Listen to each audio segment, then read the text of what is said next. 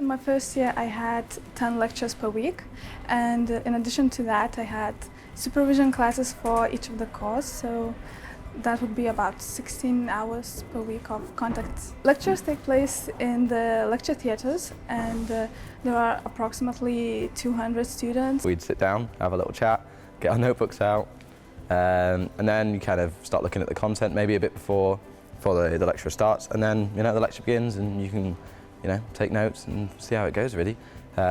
Normally take around an hour, 50 minutes. Usually they use the blackboard or we have presentation.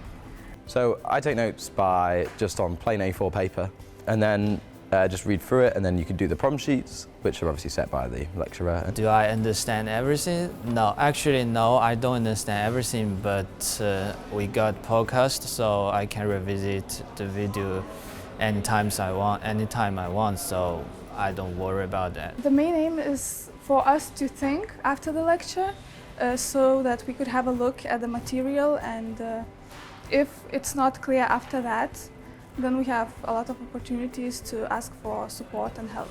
During the supervision class, we get the feedback, and we have an opportunity to ask questions if we didn't understand something.